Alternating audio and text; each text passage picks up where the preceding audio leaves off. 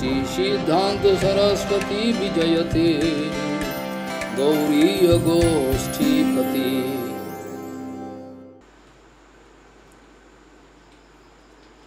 वंदे गुरुपदद्वन्द्वं भक्तबिंदसमन्वितं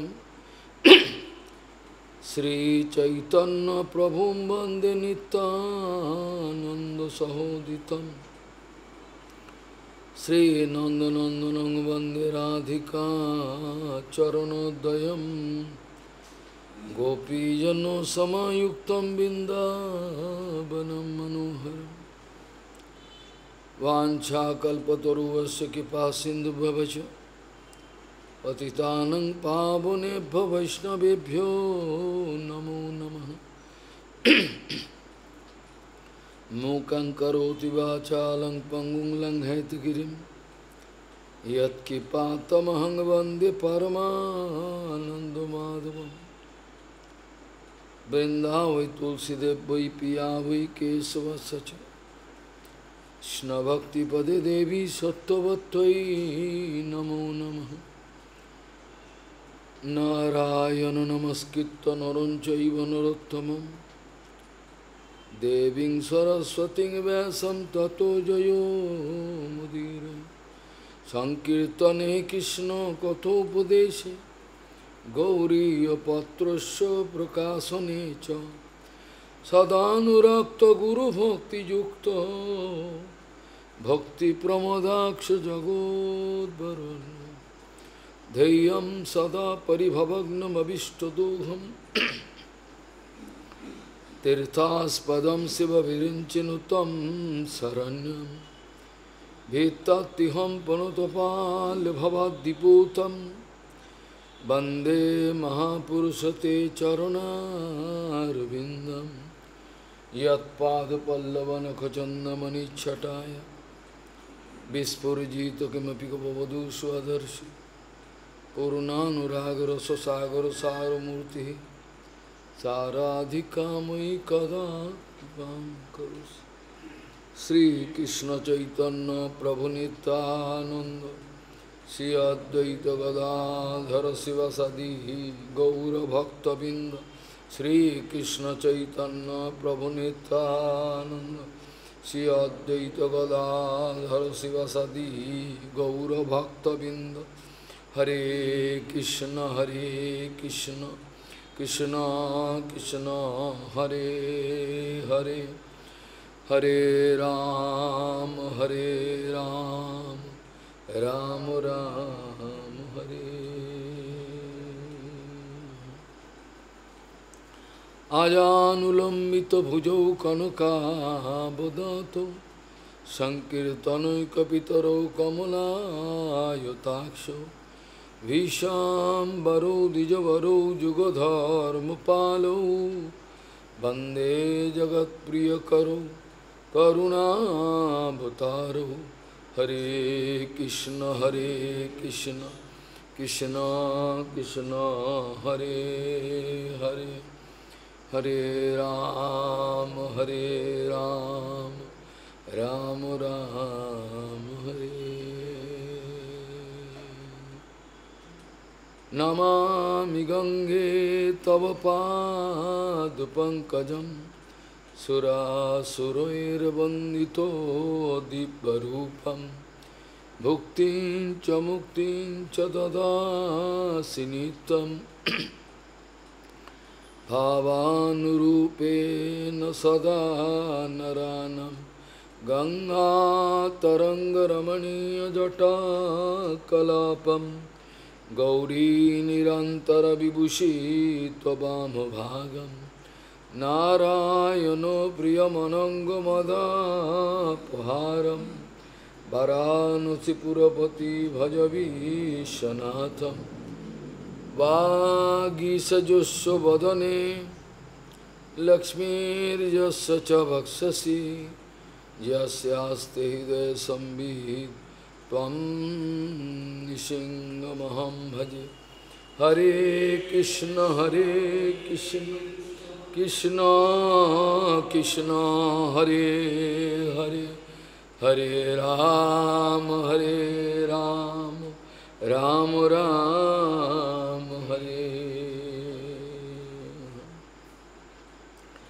यस्यास्ति भक्तिर्भगवती अकिंचना सर्वगुणैस्तत्र समासते सुरा हरो अभक्तस्य कुतो महद्गुण मनोरथेन सतो धवतो वहि यस्यास्ति भक्तिर्भगवती अकिंचना सर्वगुणैस्तत्र समासते सुरा हरो अभक्तस्य कुतो महद्गुण मनोरथेन सतो धवतो वहि।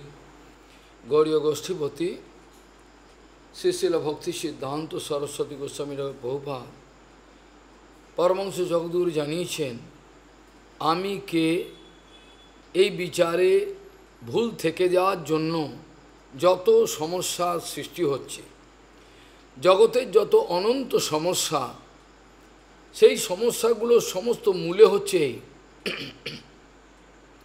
গৌড়ীয় গোষ্ঠীপতি শ্রী শ্রীল ভক্তি সিদ্ধান্ত সরস্বতী গোস্বামী প্রভুপাদ পরমহংস জগদ্গুরু জানিয়েছেন আমি কে এই বিচারেতে ভুল হয়ে যাওয়ার জন্য আমাদের অনন্ত ব্রহ্মাণ্ডের যত সমস্যা সব এইটা থেকে উৎপত্তি হচ্ছে। আমি কে এই বিচার যখন সমাধান হয়ে যায় তখন পৃথিবীতে আর কোনো সমস্যা থাকে না। কারণ যখন বুঝতে পারে অনন্ত ব্রহ্মাণ্ডের একমাত্র অধিকর্তা ভগবান আর তার আমরা দাসানুদাস, সবসময়ই দাস, এটা অনুভব করার সঙ্গে সঙ্গে সমস্ত গণ্ডগোল, মারামারি, হিংসা, বিদ্বেষ সমস্ত শেষ হয়ে যায়। কিন্তু এইটাই পারা যায় না। প্রভুপাদ জানাচ্ছেন জগতের লোক আকার এবং আকৃতি দর্শনে সবসময় ব্যস্ত রয়েছেন। আকার আকৃতি জগতে যা কিছু দেখছেন, যা কিছু দেখছেন না, মনে মনে ভাবছেন, চিন্তা করছেন, করবেন, সব কিছু আকার আকৃতি নিয়ে। এখানে ভয়ঙ্কর একটা রোগ ঢুকে রয়েছে। আমরা এই জগতের আকার আকৃতিতে আকর্ষিত হই। জগতেই যত আকার আকৃতি, একে ঘৃণা করি, এই দূর হয়ে যাও, দেখতে পারি না, এর আকর্ষণ লাগে, খুব ভালো দেখতে লাগছে। যে কোনো বস্তু বা ব্যক্তি সব কিছু, যত কিছু আছে সব কিছু তো আমাদের আকার এবং আকৃতি, এই আমাদের আকর্ষণ বিকর্ষণের কারণ হয়ে দাঁড়াচ্ছে। আমরা আকার আকৃতি ছাড়া এর বাইরে আর কিছু ভাবতে পারি না। আমরা যা কিছু ভাবি জড় আকার এবং আকৃতি এই নিয়ে ভাবি, যা আমাদের স্বপ্নে ভাবি, যা কিছু ভাবি, সব কিছুর মধ্যে এই আকার আকৃতি ঢুকে রয়েছে। এবং এই আকার আকৃতিটা যে কত ভয়ঙ্কর রূপ ধারণ করছে, আমাদের জীবনে ভজন করতে কিছুতেই দেবে না, কিছুতেই ভজন করতে দেবে না। আকার এবং আকৃতি নিয়ে আমরা পড়ে রয়েছি, এটা ছাড়া কিছু আর আমরা জানি না। জগতে যা কিছু আছে সব কিছু চিন্তা করছি, ভাবছি, সব কিছুর পেছনে আকার এবং আকৃতি, এতে আকর্ষণ বা বিকর্ষণ এই দুটো হয়ে যাচ্ছে, কিছু করার নেই।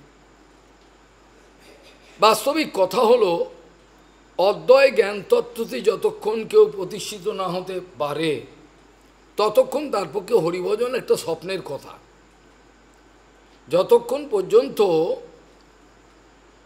কেউ হরিভজনে এসে অদ্বয় জ্ঞান তত্ত্বের যদি অনুভব করতে না পারে, সে যত বড় সাধু হিসেবে পরিচয় দিন, যত বড় প্রচার করে বেড়ান, পাচার করে বেড়ান, কিন্তু কিছু লাভ হবে না। যেখানে যাবে, যে অবস্থায় যাবে, আকার আকৃতি দর্শন হবে, অদ্বয় জ্ঞান তত্ত্ব দর্শন হবে না। অদ্বয় জ্ঞান তত্ত্ব দর্শন না হওয়ার জন্য আমাদের সমগ্র ভজন জীবন ব্যর্থ হয়ে যাবে এবং যাবেই যাবে। আমরা এমন একটা প্রতিজ্ঞা করেছি, গুরু বৈষ্ণবের কথা আমরা মানব না, তাদের অন্তঃকরণে কি আছে এই অনুভবগুলো নেব না, আমরা আমাদের নিজের মতো চলব, সঙ্গে থাকবো এই পর্যন্ত কথা, কিন্তু আমরা মানব না। পুরো কথাগুলো আমি নিতে পারবো না, তার অন্তঃকরণে কি আছে, কি বলতে, এগুলো কিছুই আমরা নেব না। অদ্বয় জ্ঞান তত্ত্ব যেটা ভাগবতী মহাপুরাণে বলা আছে, তারস্বরে বলা আছে, বদন্তি তত্তত্ত্ববিদম স্তত্ত্বম যদ জ্ঞানম অদ্বয়ম ব্রহ্মেতি পরমাত্মেতি ভগবানিতি শব্দতে। অদ্বয় জ্ঞান তত্ত্ব বলাটা খুব সোজা, কিন্তু অদ্বয় তত্ত্ব জ্ঞান অনুভব করা খুব কঠিন। জগতে যেখানে কিছু তাকাবো যা কিছু আমি দেখছি সব কিছুকে সেই অদ্বয় জ্ঞান তত্ত্বের অন্তর্গত একটা বিষয়। তিনি এই বিভিন্ন অন্যায় ব্যতিরেকভাবে বিভিন্ন রকমভাবে এই জগৎ সাজিয়ে রেখেছেন, প্রাকৃত এবং অপ্রাকৃত জগৎ সব কিছু। এটা আমার ভাবনার মধ্যে আসে না। অদ্বয় জ্ঞান তত্ত্বর মানে হলো কোনো দুটো তত্ত্ব নেই, তত্ত্ব কিন্তু একটাই, কিন্তু আমাদের নানাত্ব দর্শন, ডাইভার্সিফাইড দর্শন, এটা দেখছি ওটা দেখছি, এটা ভালো লাগছে না, এটা ভালো আকর্ষণ লাগছে, সমস্ত কিছুর মধ্যে আমাদের এই যে ঘুরে যাওয়া। অদ্বয় জ্ঞান তত্ত্ব মানে একটাই তত্ত্ব, কিন্তু সেটাকে অনুভব না করার জন্য আমাদের নানাত্ব দর্শন হচ্ছে। শত্রু মিত্র, মেয়ে ছেলে বেটা ছেলে, টাকা পয়সা, বাড়ি ঘর, সব কিছু এই যে নানাত্ব দর্শন হচ্ছে, সেগুলো কিন্তু অদ্বয় জ্ঞান তত্ত্বরই একটা ভেলকিবাজি। অদ্বয় জ্ঞান তত্ত্ব সম্বন্ধে অনেকবার আলোচনা করা হয়েছে। বৈচিত্র্যের মধ্যে ঐক্য দর্শন করুন, আর ঐক্যর মধ্যে বৈচিত্র্য দর্শন করুন, যেটা মায়াবাদীরা পারে না। বৈচিত্র্যের মধ্যে যে এত ডাইভার্সিটি, এগুলো সব যখন একটা বাস্তব সাধু দেখে, সমস্ত কিছুকে স্বপ্নের মতো দেখে এবং বুঝতে পারে এগুলো সব গুরু সেবার উপকরণ, গুরু সেবার উপকরণ অর্থাৎ ভগবৎ সেবা। আমাদের কিছু নয়, আমরা এই শরীর পেয়েছি, এটা যতক্ষণ আমাদের শরীর পতন না হয় ততক্ষণ রাখতেই হবে, আত্মহত্যা করতে পারি না, কিন্তু বুঝে শুনে থাকতে হবে। তাহলে অদ্বয় জ্ঞান তত্ত্বের মধ্যে প্রধান বিষয়টা হচ্ছে এই যে এত বৈচিত্র্যময় এই জগৎ, এই বৈচিত্র্যের শেষ নেই। জলে স্থলে অন্তরিক্ষে যেখানে যান এত বৈচিত্র্য, অনন্ত বৈচিত্র্য, হরি অনন্ত, হরি রূপ অনন্ত। এই বৈচিত্র্যগুলোর মধ্যে একটা তত্ত্বকে দর্শন করা অত সোজা নয়। এই বৈচিত্র্যের মধ্যে আমি একটাই তত্ত্ব দর্শন করব, এটার নাম হচ্ছে অদ্বয় জ্ঞান। এটা করা যায় না, না করার জন্য ভজনের বিপর্যয় হয়। এটা না করতে পারার জন্য ভজনের যত বিপর্যয়, যত রাগারাগি, মারামারি, হিংসা, বিদ্বেষ, সব একটাই কারণ। কাজেই বৈচিত্র্যের মধ্যে ঐক্য, আর ঐক্যর মধ্যে বৈচিত্র্য, এটা দেখতে হবে, যেটা আমাদের ভক্তিবিনোদ ঠাকুর খুব সুন্দরভাবে এটাকে ব্যাখ্যা করেছেন। আমি এগুলো অনেকবার ব্যাখ্যাও করেছি, আলোচনা করেছি। অদ্বয় জ্ঞান তত্ত্বের আমনায় প্রাহত্যম হরিমিহ সর্বশক্তিম রসাধিম তদ্ভিন্নাংশাংশ জীবান প্রকৃতি কবলিতান তদ্বিমুক্তাংশ ভাবাত ভেদাভেদ সকলমপি হরে হে স্বাধনম শুদ্ধ ভক্তিম, এগুলো সব তিনি বলেছেন। সাধারণ শুদ্ধ ভক্তি, আর সাধ্যবস্তু তৎপ্রীতিমেব ইতি উপদিশতি গৌরচন্দ্র স্বয়ং স। সাধন আর সাধ্য, সাধ্য কি? সাধ্য মানে সাধন করার পরে আমি কি পাব? যাদের এখনো পর্যন্ত কোনো এত হরিকথা শোনা সব কিছুর পরেও যাদের এখনো চোখটা পরিষ্কার হয়নি, এত কথা বলার পরেও বুঝতে পারছেন, তাদের মাথায় ঢুকছে না, তাদের মাথায় এটা অনুভবের মধ্যে আসছে না, কিন্তু ওই একই জিনিস নিয়ে রয়েছে। যখন কোনো মানুষের ভেতরে জীবনে, এমনকি আমাদের ছাত্র জীবনেও আমাদের লিখতে হতো না জীবনের লক্ষ্য কী, লিখতে হতো তো ছোটোবেলায়, আর এটার কথা ছেড়ে দিলাম, এটা জড় জগতের। কিন্তু ভজন জীবনের লক্ষ্য ভ্রষ্টহীন ব্যক্তির কোনো কি মূল্য আছে? খাবলা খাবলা, এটা একটু করলো, এটা একটু করলো, কোনোটাই কোনো পরিষ্কার আইডিয়া নেই। যে ব্যক্তির সম্পূর্ণ তত্ত্বেতে প্রতিষ্ঠা হবার সুযোগ আছে, হয়েছে, যিনি পূর্ণ গুরুকৃপা পেয়েছেন, যিনি পূর্ণরূপে গুরু পেয়েছেন তার মধ্যে কতটা কনফিডেন্স আছে তাকে দেখলে বুঝতে পারবেন। তার চলা দেখবেন, তার কথা বলা দেখবেন, তার সমস্ত কিছু ক্রিয়াকর্মের মধ্যে যারা শুনবে, যারা দেখবে, তারা তাকে লক্ষ্য করবে, বুঝতে পারবে এর মধ্যে এর প্রতিটা চলবার মধ্যে মনে হচ্ছে দৃঢ় পদক্ষেপ, ফার্ম ডিটারমিনেশন। ওকে কেউ পৃথিবীর কোনো শক্তি নেই তাকে ধাক্কা মেরে ফেলবে। গুরু কৃপা লাভ। এমনকি আমি বৈষ্ণব জগতের কথা ছেড়েই যদি দিই, তাহলে দেবতাদের সঙ্গে অসুরের যে লড়াই হয়েছিল সেই সময় ইন্দ্র মহারাজের ভুলেতে যে মাসুল খেসারত দিতে হয়েছিল তো ইন্দ্র কতবার হেরে গেছেন তো।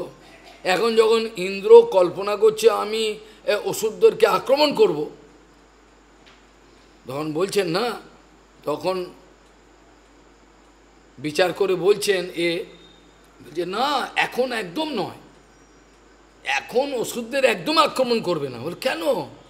ভাই ওরা এখন গুরু কৃপা লাভ করেছে, গুরুকে সন্তুষ্ট করেছে, বলছেন লেখা আছে।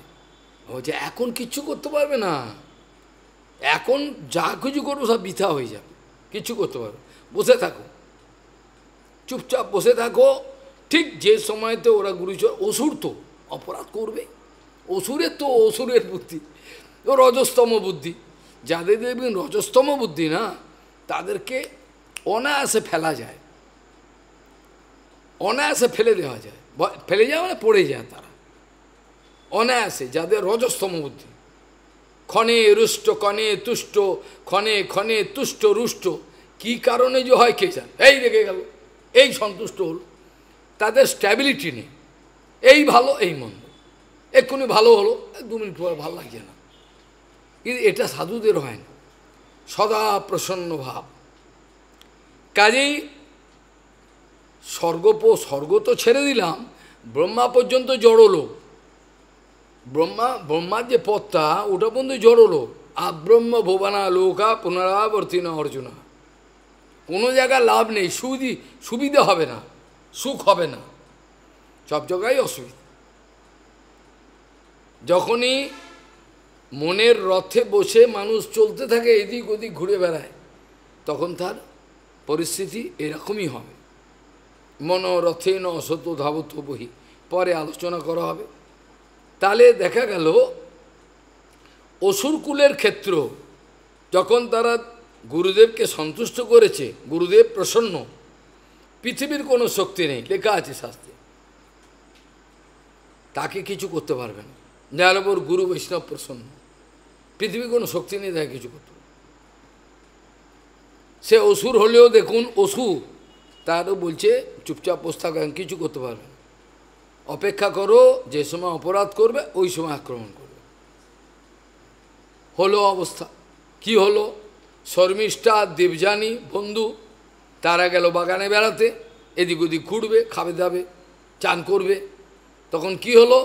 চান করতে গিয়ে কাপড় চোপড় রেখেছে, ছোট ছোট কন্যা সব, এরা কাপড় চোপড় রেখে এবার চান করতে, কেউ তো নেই এখানে, কোনো পুরুষও নেই, কেউ নেই। চান করে উঠে ভুল করে শর্মিষ্ঠা দেবযানীর কাপড়টা পরে ফেলেছে, ভুল করে নিয়েছে, পরে ফেলেছে। ও দেবযানী এবার উঠে দেখে আমার কাপড় পরেছে, ও রেগে আগুন, মানে আমরা ব্রাহ্মণ, তোর বাবার গুরুর আমি কন্যা, তুই আমার কাপড় পরলি। সে মানে যত বলে ভুল হয়ে গেছে বললেই হলো, ভুল হয়ে গেছে বললেই হলো, হ্যাঁ ভিক্ষুক কোথাকা। এ আবার বলছে তোরা তো বেটা ভিক্ষুক, আমরা দিই তবে তো খাস, এই লেগে গেল এমন মারামারি, একবার চুলোচুলি। লাস্টে কি হলো? লাস্টে দেবযানীকে শর্মিষ্ঠা ধাক্কা মেরে কুয়াতে ফেলে দিল, যা মর্গে, অন্ধ কুয়াতে ফেলে দিল, গিয়ে বাড়ি চলে গেল। এই যা এবার পায়, এবার যাবে কোথায়? গুরুর মেয়ে, গুরুর মেয়ে, ও তো ভাবলো না গুরুর মেয়ে, কিন্তু একে ধাক্কা দিয়ে ফেললি, এ পরিণাম জানিস?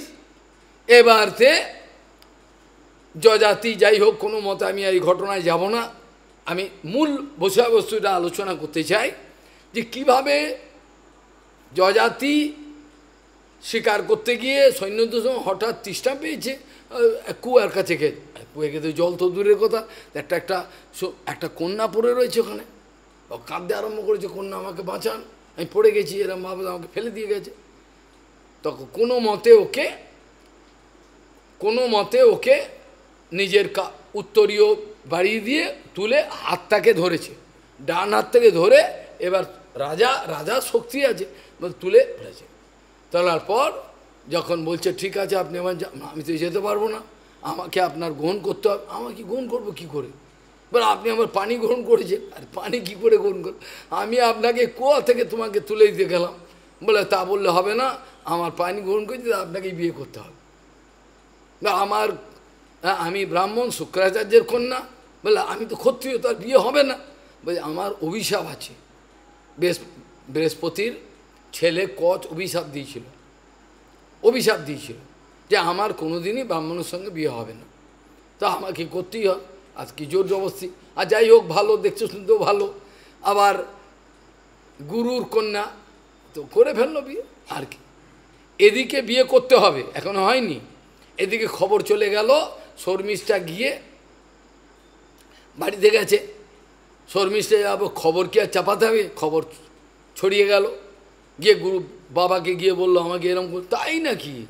এবার বলে আর যায় কোথায় শুক্রাচার্য, বলে তাহলে তো আমি তোকে এরকম ফেলে দিয়েছি দেখি, বলে একবারে শিষ্যের সঙ্গে একবারে দূর ছায় যত গিয়ে পায়ে ধরে ক্ষমা করুন, হয়ে গেছে ওরা ছোটো মেয়ে হয়ে গেছে, আর তা বললে হবে না। তারপরে কি বললে হবে বলুন, তো একটা কিছু সমাধান করুন, আমি আপনার শিষ্য, আপনি গুরু, ভুল হয়ে গেছে, আমিও করিনি, আপনার কন্যা করেছে, ছোট মেয়ে। তা ঠিক আছে, যেখানে বিয়ে হবে তোর কন্যাকে চাকরানি হিসেবে পাঠাতে হবে। নাও, এবার যেখানে বিয়ে হবে সেখানে চাকরানি হিসেবে তোর মেয়েকে পাঠাবি। তাই পাঠাবো, ঠিক আছে, আর কী করবো, হ্যাঁ, গুরু ছাড়া তো কিছু নেই, অবস্থা খারাপ। এইভাবে ইন্দ্র যেমন গুরুর প্রতি অপরাধ করে, বুঝলেন কথা, ইন্দ্র যেমন গুরুপতি, গুরুদেব সভাতে আসছে, উঠেই দাঁড়ায় না, কিরে বাবা এত বড় অহংকার, শচী বসে রয়েছে বাঁদিকে, এত অভিমান, গুরুদেব আসছে দেখছে, সঙ্গে সঙ্গে উঠে দাঁড়া, সম্মান কর, কিছু করে না। গুরুদেব বুঝলো এর অভিমান চলে এসছে, ওইখান থেকে আর সভাতে ঢুকলো না, ফেরত চলে গেল। পরে ইন্দ্র মনে মনে ভাবলো আমার অন্যায় হয়ে গেছে, ওর তো এটা উচিত হয়নি, যাকে আমি যাই ওনার বাড়ি গিয়ে ওনার পায়ে ধরি দিয়ে ক্ষমাটা চাইব। তো বাড়ি আর পাবে কোথায়, সে তো অন্তর্ধান হয়ে গেছে, সে বাড়ি গেলে পাবে কোথায়, সে তো অন্তর্ধান, বৃহস্পতি এখন অন্তর্ধান, গুরু কোথায় গেল খুঁজে একবারে অ্যাক্সেস কোনো জায়গা পায় না।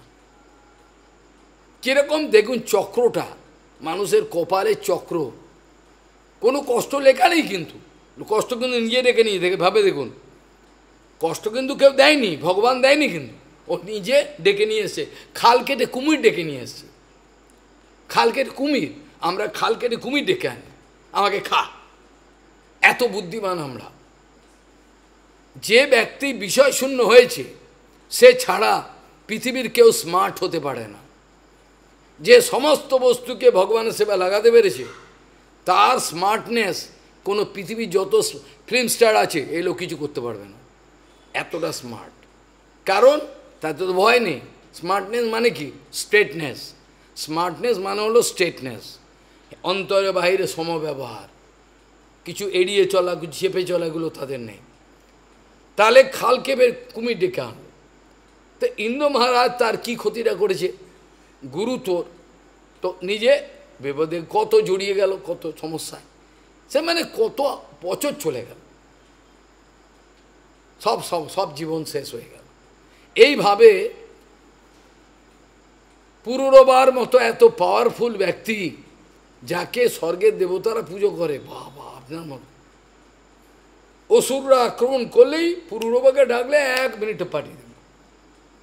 সেই পুরুরবার অবস্থাটা কী হলো? উর্বশীর পাল্লায় পড়ে লেখা আছে, বলছে উর্বশীর পাল্লায় পড়ে দিন রাত্রির কখন হচ্ছে সূর্য উঠছে ওর জানতে পারতো না, কখন সূর্য উঠছে কখন কিছুই জানে না। এইভাবে তার জীবনের মূল্যবান অনেক সময় চলে গেছে। যখন বুঝতে পারলো তখন কিছু করার বলে আমার জীবনের বহু মূল্যবান সময় সব বৃথা চলে গেছে, কোনো কারণ নেই। বিষয় থেকে রেহাই পাওয়া খুবই কঠিন। যে কথাটা আমি উচ্চারণ করছিলাম না, ভক্তিবিনোদ ঠাকুর এই কথা এবার জানিয়েছিলেন, আমনায় প্রাহ তত্যম হরিমিহ সর্বশক্তিম রসাদ্যম। এর মধ্যে সব তত্ত্ব কিন্তু আছে, ব্যাখ্যা করেছি আগে অনলাইনেও, সব তত্ত্ব এর মধ্যে আছে। আমনায় কাকে বলে? হরি সর্বশক্তি সমন্বিত, অনন্ত শক্তি সমন্বিত এক তত্ত্ব। আমরা যারা পাওয়ারফুল বলে মনে করব, তারা তার থেকে ছোট ছোট সামান্য ভিক্ষা নিয়ে নিয়ে হয়েছে। সে পুরুরবাই হোক, সে ইন্দ্রই হোক, সে বৃহস্পতি হোক, সব ভগবানের থেকে শক্তি নিয়ে হয়েছে। আর তো কেউ দেয়নি, কে কার থেকে কোথায় পেলি? পেলিটা কোথায় বেটা? একটাই তো তত্ত্ব ছিল, তত্ত্ব তো একটাই, তা এত পেলে কোথায়? এ শক্তি পেয়েছে, পাণ্ডিত্য, এ শরীরে ক্ষমতা পেয়েছে, ও টাকা পেয়েছে, এ দেশ সব পেলো। যে এই যে এত কিছু পেলো, কোত্থেকে পেলো? সেই তো অদ্বয় জ্ঞান তো তার থেকে নিয়েছি। গীতার সারাংশটা কি? একজন খাচ্ছে আমার সব চলে গেল, আমার সব সে বলছে কী গেল রে, তোর কি হয়েছে? আমার এই সব চলে গেছে সব। তো এই সবগুলো কি তুই জন্মাবস্থায় নিয়েছিলি? না, তা ঠিক নয়। তাহলে তা তুই ডিগ্রিটা নিয়েছিস কলেজে স্কুলে, ওটাও তো জন্মাবার পর নিয়েছিস, মায়ের পেট থেকে জন্মাবার আগে তো নিয়েছিস। তাহলে কি করে হলো? তাহলে ডিগ্রিটাও ফেলে দে কুচিয়ে গঙ্গার জলে, ওটা কী কাজ হবে? তাহলে যা কিছু নিয়েছি জন্মার পর, আবার যখন যাবে সব কিছু কড়ায় গন্ডায় হিসাব দিয়ে চলে যাবে না? সব ফেলে কিছুই নিতে পারবে। এত কথা বুঝিয়েও পারা যায় না। লেকচার দিতে ভালো লাগে, কিন্তু এগুলো অনুভব করা যায় না। কিন্তু বাস্তবিক যারা অনুভব করেছেন তারা বোঝেন যে কত ধানে কত চাল। তাহলে একটা বাস্তবিক সাধু, পরিণামদর্শী সাধু কাকে বলে? সাধু কাকে বলে? মন্ডা মিঠাই কামিনী কাঞ্চনে ফেসে গেল, সাধু কাকে বলে রে বাবা? সাধু মানে হলো যে কোনো লোভের বস্তু দেখবে তার ভবিষ্যৎ দেখতে পারবে। এই যে লোভের বস্তু আমাকে লোভ দেখাচ্ছে, এই পরিণামটা কী হবে এটা দেখতে পায়।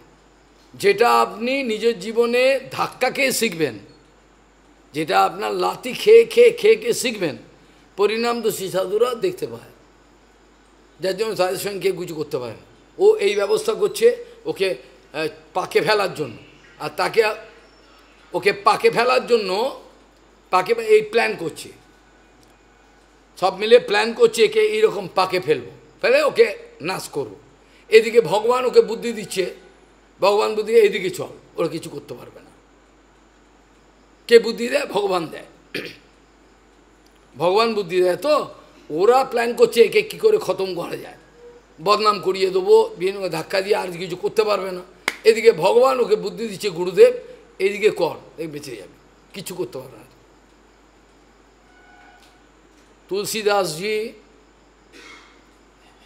এগুলো বাইরের জীবনে তারা দেখিয়েছেন কি করে ধাক্কা খেয়েছেন। তুলসী ভগবান নিত্য পার্শ্ব তথাপি দেখিয়েছেন। কিন্তু আমাদের ধাক্কা খেয়েও চেতনা হয় না, এত ধাক্কা খাই, সব কিছু বুঝি আবার ভুলে যাই। সেই জেকে সেই আমাদের জেকে সেই আমাদের যে বাস্তবিক বৈরাগ্যটা, ও বৈরাগ্যটা কিরম জানেন তো? আমরা ভজনে এসে আমাদের ফুঁ দিয়ে রাখতে হবে। টিকের আগুন দেখেছেন? ফুঁ দিতে ভুলে গেলে আবার বুঝে গেল, ফুঁ দিয়ে দিত, ফু ফু ফুঁ দিয়ে, যেই ফুঁ বন্ধ করলো টিকে বুঝে গেল, নেমে গেল। তা আমাদের বৈরাগ্য হচ্ছে ওরকম। এই বৈরাগ্য আছে, একটু পরই ভুলে গেল, সব ভুলে খেয়ে গেল। যার জন্য প্রভুপাদ বলতেন, অদ্বয় জ্ঞানতত্ত্বতে সুপ্রতিষ্ঠিত না হলে, অদ্বয় জ্ঞানতত্ত্বতে সুপ্রতিষ্ঠিত না হলে কেউ কোনোদিন হরিভজন করতে পারবে না। আর আমি একথাও আজ থেকে 12 বছর আগে 24 পরগনার এক জায়গায় কিছুতেই যাব না, কি যেতে হবে, প্রেসে কাজ করি। ঠিক আছে, শিয়ালদা তো প্রেস, বা ওই প্রেসে আপনি জানেন আপনাদের বাড়ির কাছে। আর ঠিক আছে ওখান থেকে 24 ঘন্টা ট্রেনে ধরবো, হরিকথা বলে চলে আসবো, কিন্তু খাবো না। আর ঠিক আছে তাই হবে। ওখানে গেলাম, গিয়ে দেখি সেখানে সং সেজেছে সব, কেউ হারমোনিয়াম গান করে, কেউ এই করে ওই করে, এরকম ধরনের অবস্থা। সেখানে আমি বড় বড় বক্তা ছিল, অল্প সময়ের জন্য আলোচনা করেছিলাম, সেখানেই বলেছিলাম, ওরা বসে রয়েছে। আমি বললাম যতক্ষণ পর্যন্ত না কেউ অদ্বয় জ্ঞানতত্ত্বে, সে ব্রহ্মচারী হোক সন্ন্যাসী হোক, যতক্ষণ অদ্বয় জ্ঞানতত্ত্বে প্রতিষ্ঠিত না হবে সেই যেন প্রচারে না যায়, সাবধান। তাকে প্রচারে যাওয়া নিষেধ, তার প্রচারে যাওয়া নিষেধ। কেন? প্রচারে গিয়ে কামিনী কাঞ্চন দেখবে, বোঝা গেল কি বললাম? প্রচারে গেলে কামিনী কাঞ্চন দেখবে, খুব ভালো সুন্দর বাড়িঘর, এগুলো দেখবে।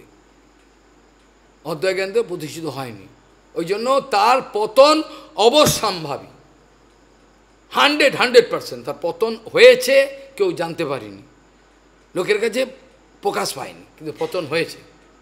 আমি এটা ভাগবতের সামনে নিয়ে বলতে পারি। এটা একটা অঙ্কের মতো, 2 এ 2 4 হয়, আপনি যত চিৎকার করুন আমি মানব না, 2 এ 2 4ই তো হয়। আর 2 এ 2 4 হয় না, 3 হয়, আপনি চিৎকার করুন আপনার ইচ্ছে, 2 এ 2 4ই হয়। কাজেই ভজন রাজ্যে যত হিসাব কিতাব না অঙ্কের মতো, লক্ষণটা দেখি বলে দেবে এই লক্ষণ থেকে এইটা হবেই, এত অভিজ্ঞতা।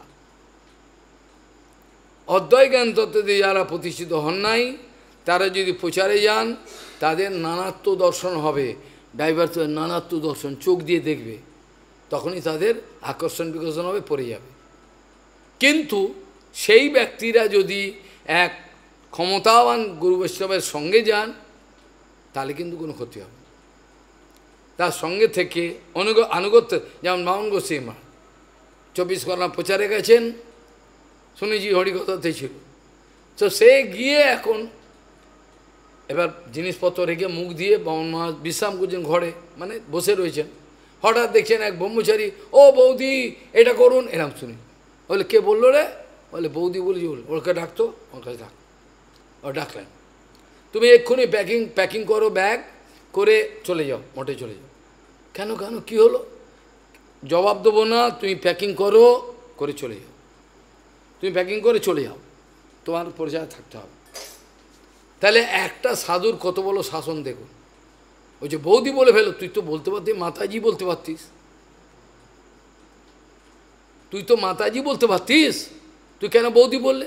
তোর মধ্যে জড় সংসারের পরিচয় পাওয়া গেল, তুই আর প্রচারে থাকবি না, চলে যা, চলে যা বাড়ি দিল। এরকম ধরনের আর হয় না। আমার কত তিক্ত অভিজ্ঞতা, এগুলো পাঠে বসে বলতে পারি না। আমার তিক্ত অভিজ্ঞতা যেগুলো হয়েছে, এগুলো তোমাদের বলতে পারি না, বললে পরে ঘৃণা করবে। আমাকে চলে যেতে হয়েছে ওখান থেকে, পরিস্থিতি থেকে টিকিট কেটে চলে গেলাম, এরকম অবস্থা।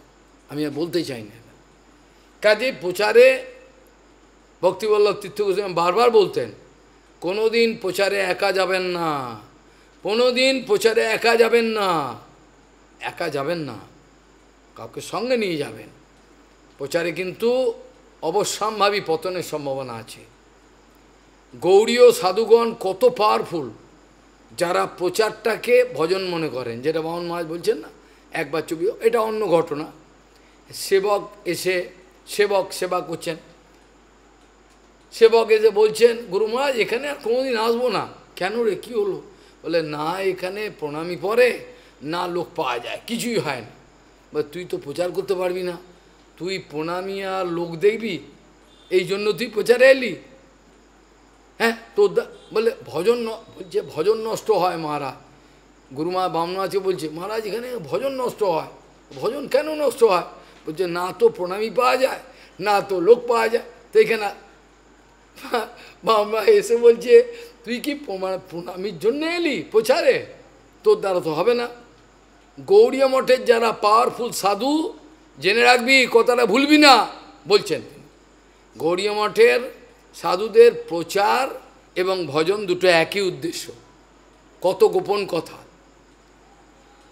গৌড়ীয় মঠের ক্ষেত্রে যা পাওয়ারফুল যারা সাধু তাদের প্রচার এবং ভজন একই তাৎপর্য। আমার যে এত রক্ত জলকার হরিকথা সব আমার সবচেয়ে বড় ভজনের একটা অঙ্গ। যদিও আমাকে আলাদা নাম করতে হয় রাত্রির থেকে, সেটা তো হবেই, এটা তো ফাঁকি মারলে চলবে না। কিন্তু এই যে অনর্গল হরিকথাগুলো আমার ভজনের সর্বশ্রেষ্ঠ অঙ্গ। আমি যদি মনে করি যে আমি হরিকথা বলে সময় নষ্ট হচ্ছে, কি দরকার, কতগুলো লোক শুনবে আর বুঝবে, তা বললে তো হবে না। লোকে তো উপেক্ষা করবেই, গ্রহণ করতে পারবে না, চাইবে না। কাজেই যখন প্রচার এবং ভজন এক হয় তখনই সে গৌড়ীয় মঠের ভক্ত, আর তাদের নির্জনেতে মালা টানবে হরে কৃষ্ণ বলে। কাজে এটা কোনো বাহাদুরি না। সেই জন্য বলছেন নানাত্ব দর্শন থেকে যতক্ষণ রেহাই না পাবে, গুরু বৈষ্ণবের পূর্ণ কৃপা না পাবে, ততক্ষণ যেতে পারো। ক্ষতি হতেও পারে, নাও হতে পারে, যদি কৃপা পায় কিছু, নাও হতো অল্প, কিন্তু সম্ভাবনা থাকে।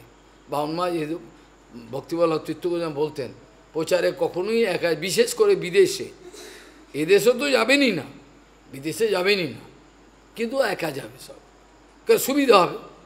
কেউ সঙ্গে থাকলে দেখবে না আমি কি করে ফেললাম। কতটা চালাক দেখুন, ওরা বলছে প্লেনের ভাড়া ডবল লাগবে, লাগুক না, তুই দিবি না তোর বাবা দেবে, এটা ভগবান দেয় সব কিছু। আমি কাউকে খাওয়াই না, ওরা আমাকে খাওয়ায়, ভগবান খাওয়ায়, প্লেন ভাড়াও ভগবান দেবে, এটা বিচার সেটা নয়। কেউ থাকলে পরে আমি যে করছি বেলেল্লা পানা, ওটা দেখে ফেলবে, নেওয়া যাবে না, একাই ভালো।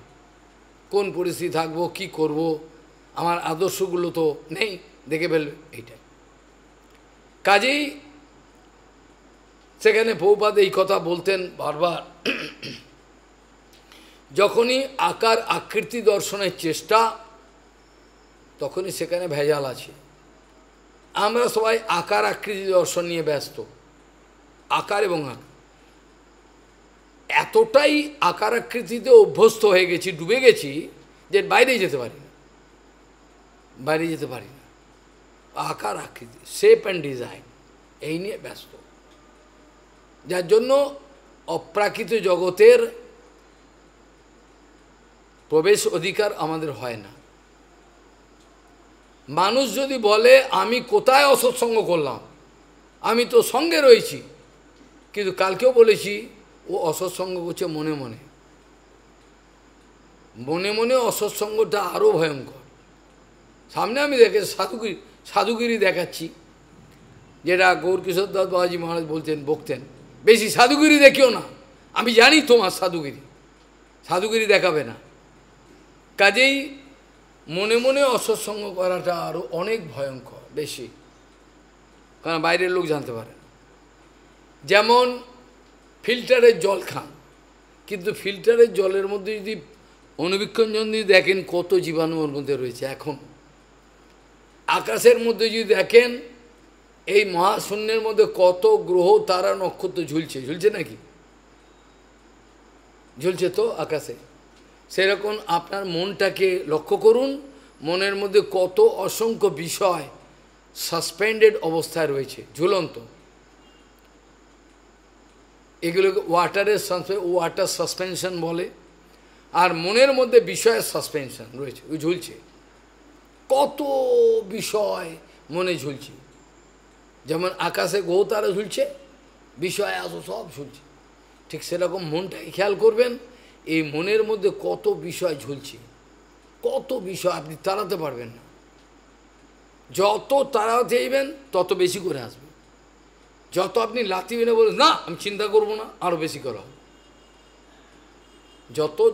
যত আপনি জোর খাটাবেন না, যত আপনি লড়াই করবেন বিষয়ের সঙ্গে, তত বেশি হেরে যাবেন। বিষয়ের সঙ্গে যত লড়াই করবেন তত বেশি হেরে যাবেন। বিষয়ের সঙ্গে লড়াই করার কথা বলা হয়নি, আজ পর্যন্ত কেউ জয়যুক্ত হতে পারেনি। শঙ্কর ভগবান পর্যন্ত সে কামজয়ী মৃত্যুঞ্জয়ী, সে কোনোদিন অভিমান করে বলেনি। বলেছি কি এত বড় বৈরাগ্য সব কিছু, কোনোদিন বলেন না। কাজেই বিষয় ছাড়া যাবে না। খালি বিষয়টাকে একটু ঘুরিয়ে দিতে হবে। বিষয় ছাড়া যাবে না, কিন্তু বিষয়টাকে একটু মোড়, যেমন গাড়িটা অ্যাক্সিডেন্ট হবেই, একটু স্টিয়ারিংটা ঘুরিয়ে দিলাম, হবেই অ্যাক্সিডেন্ট হবেই, টুক করে একটু বেরিয়ে চলে গেল। ঠিক সেই ঘোরানোটা কি না, যে বস্তুগুলো আমার বিষয় হিসাবে মনের মধ্যে ঝুলছে, সেই বিষয়গুলোকে গুরু সেবায়, বৈষ্ণব সেবায়, ভগবত সেবায় ঘুরিয়ে দাও একটু। সমস্ত কিছু, যত আমার বুদ্ধি আছে, যত আমার বিবেক আছে, আমার পড়াশোনা আছে, আমার যত বাহাদুরি আছে, আমি ভিক্ষা করতে পারি, কোনো লোককে বললেই টুক করে দিয়ে দেয় টাকা, দিয়ে দেয়, তো গুরু কৃপা আছে। আর সেইগুলো যদি আমি নিজের বাহাদুরি মনে করি, তখনই গেল। সেগুলো সমস্ত মনে করতে হবে সব গুরু কৃপাতে ঘুরিতে হবে, এগুলো সব গুরু সেবা, তখন আর ধরবে না। একই বস্তু আপনাকে ফেলে দেবে, আবার ওই বস্তুই কৃষ্ণ সম্বন্ধে যুক্তম বৈরাগ্যম উচ্চাতে, যেটা আমি অনেকবার গৌড়ীয় মঠের বা গৌড়ীয় গণের ভজনের সবচেয়ে গুপ্ত রহস্য, যেদিন কোনো ব্যক্তি রূপগোস্বামীপাদের এই দুটো শ্লোকের অর্থ বুঝতে পারবে, সে অবশ্যই রূপানুগ ভক্ত হতে পারে, রাগানুগ ভক্ত হতে পারবে। দুটো যদি বুঝতে পারে, তাহলে তার হয়ে গেল। প্রাপঞ্চিকতয়া বুদ্ধিয়া হরি সম্বন্ধী বসুন মুমুক্ষোবীর পরিত্যাগ বৈরাগ্যম ফলগু কথ্যতে অনাসক্তস্য বিষয়ানো যথার্হম উপযুঞ্জত কৃষ্ণ সম্বন্ধে যুক্তম বৈরাগ্যম উচ্চতে। কি বলল? কেউ আমাকে বলছে, মহারাজ আপনাকে এটা দেবো, এগুলো সব মাধব গোস্বামী মহারাজ এদের থেকে শেখা। একটা হরিদ্বারেতে ওরা টেন্ট খুলেছে, তো প্রচার হরিকথা। হঠাৎ নরোত্তম ব্রহ্মচারী, অর্থাৎ আমাদের ভারতী মহারাজকে নিয়ে নরোত্তম, চলো গঙ্গায় স্নান করে স্নান করে আসবার সময় এক বুড়ি, মারোয়ারি বুড়ি, সে হাত জোর করছে, মহারাজজি বলে প্রসাদ, বলে হালুয়া, চপচপে ঘি, তখনকার দিনে সস্তা ছিল, এখন ঘিয়ের দাম কত, 2000 টাকায় ঘি পাওয়া যায় না, আসল ঘি, ওই ঘি চপচপে বিভিন্ন পেস্তা কাজম সব দিয়ে করেছে, করে এবার নিয়ে বলছে, মহারাজজি ওরা প্রসাদ লিজিয়ে। এবার ভারতীয় নরোত্তম যে এই যে বিরক্ত হচ্ছে, তো ও তো কিছু নেয় না। নরোত্তম যে খুব একদম শুদ্ধতা ছিল, ওখানে কোনো জায়গায় খাবে না, কোনো, ও বাবা ভারতী মহারাজ কেন আমাকে ভালোবাসে। এবার ভারতী মহারাজকে গুরুদেব বলছেন, এই নিয়ে নাও মহারাজ, এটা নেবো, হ্যাঁ নিয়ে নাও। নিয়ে নিল, নিয়ে এবার তারপর আসছে, এবার তারপরে শিক্ষা দিচ্ছে কে? গুরুদেব। বলছি, কেন নিতে বললাম জানো? ওর যে সাধুগুরু বৈষ্ণবের প্রতি শ্রদ্ধাটা হয়েছে না, কিছু তো হয়েছে শ্রদ্ধা, না তো আসতো না, এত বুড়ি মানুষ কিছু করেছে, ওই শ্রদ্ধাটাই যদি ধাক্কা দিয়ে দাও, এখন যদি এক ধাক্কা দিয়ে দাও, তাহলে ওর জীবন শেষ হয়ে যাবে। কিছুটা ওকে বিশ্বাস করতে দাও, যদিও তুমি খাবে না, ঠিক আছে তুমি নিয়ে নাও, কাউকে দিয়ে দেবে। ঠিক সেরকম আমি করি। কোন একটা ভিখারি, 5 টাকা ভিখারির মতোই মাধব গোস্বামী মহারাজকে কিছু ভিক্ষা, রাস্তার ভিখারি, মাধব গোস্বামী গাড়িতে, মহারাজজি রুকো রুকো, পাঞ্জাবি ভিখারি, পাঞ্জাবিদের ভিখারি কম হয়, হ্যাঁ ভাই। তো সেবক এবার রেখে গেছে, তো নোংরা কাপড় আসছে, বলে যা ভিক্ষা পেয়েছে কিছু, ওটা মাধবকে দিতে, মাধব দে আমাকে। তো কত বড় সাধু দেখুন। আর আমাকে 5 লাখ টাকা দিলে নেবো, আর 5 টাকা দিলে নেবো না, এবার কি আমাকে 1 টাকাও দেয় লোকে, তো দাও 1 টাকা দাও।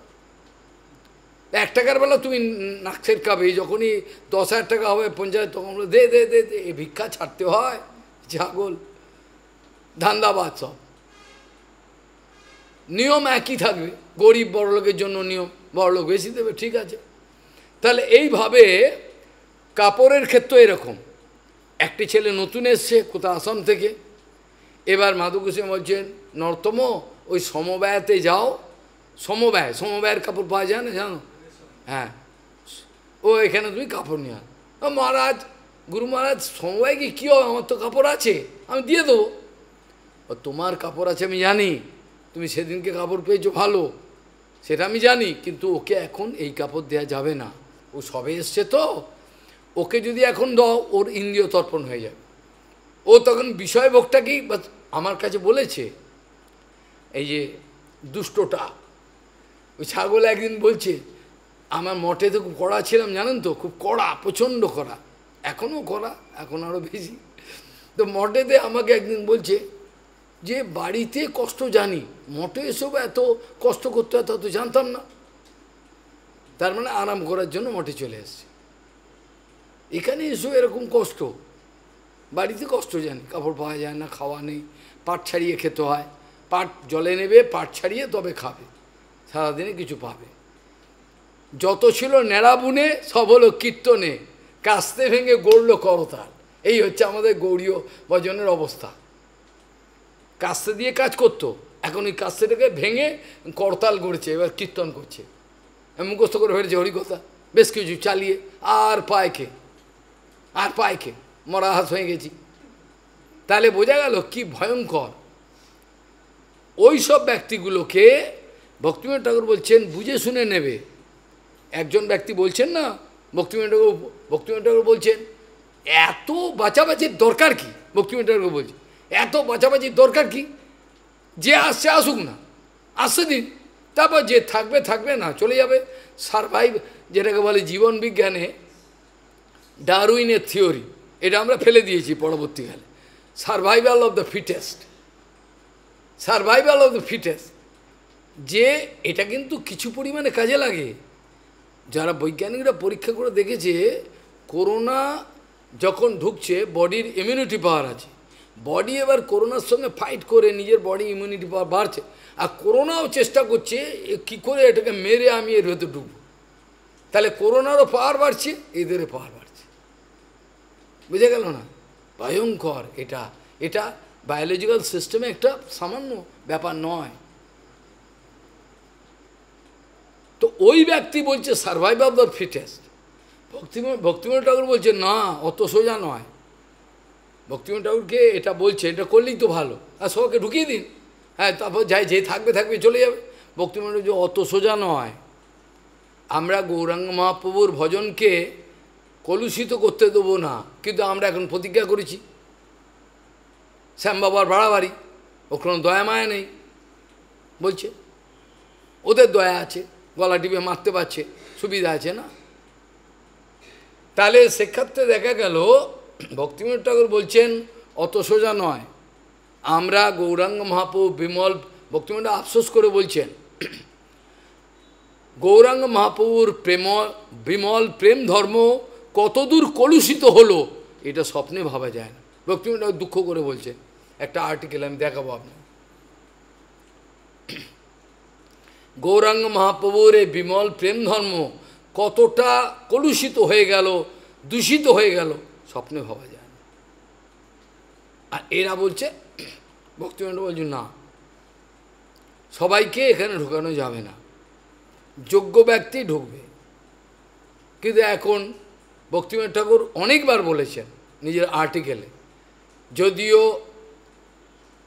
হরিভক্তি বিলাসে সনাতন গোস্বামী গুরু শিষ্যের পরীক্ষার কথা বলেছেন, কম করে 1 বছর 2 বছর, কিন্তু বর্তমানে ভক্তিবিনোদ ঠাকুর লিখছেন বর্তমানে এই কথা কেউই মানেন না। এর মধ্যে অনেক হরিকথা চলে আসবে একটা পয়েন্টের মধ্যে, কোনো সময় বলবো। গুরুকে যদি বদ্ধজীব পরীক্ষা করতে পারে তোরও, তাহলে আর কি গুরু হলো, সেটাই যেমন একটা কথা, এর মধ্যে অনেক বিচার আছে। কিন্তু গুরুর সঙ্গে থাকলে পরে কোনো না কোনো সময় তো তার সঙ্গে থেকে উপলব্ধি করতে পারবে যে না অপ্রাকৃতিক জগতের ব্যক্তি। যেমন আমরা গুরু সময় কাছে এসে বুঝতে পেরেছিলাম ইনি কোনো এই জগতের কেউ নয়। যিনি নিষ্কপটভাবে ভজনে আসবেন, যিনি নিষ্কপটভাবে ভজনে আসবেন, তার ক্ষেত্রে বলরাম সাহায্য করেন, লেখা আছে। ভক্তিবিনোদ ঠাকুর বলছেন বলরাম তাকে সাহায্য করবেন, তিনি বুঝতে পারবেন এই যে মহাশয়ের কাছে এসছি, এই যে বাস্তব। আমি আজ কিছু পরে থেকে বিষয় আশয় নিয়ে ব্যস্ত, কত কমপ্লেন করেছে আমাকে,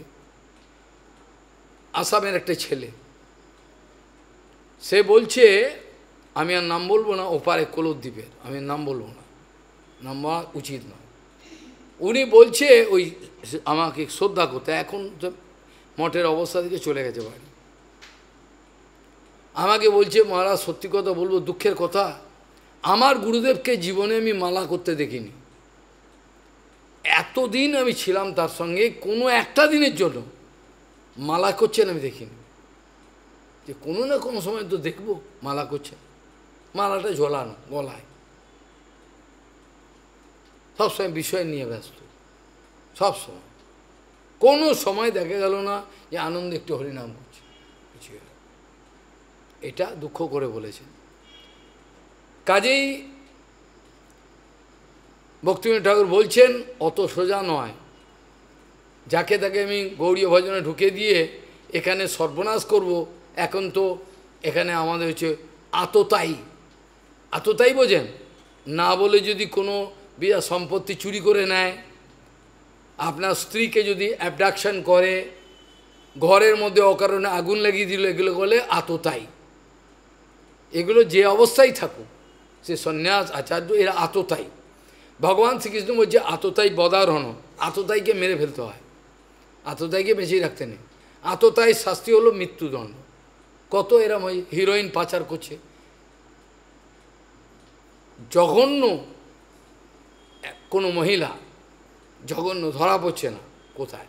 তারপর যখন ধরা পড়লো, আরবে ফাঁসির অর্ডার, আর কোনো কথা নেই, ফাঁসির অর্ডার।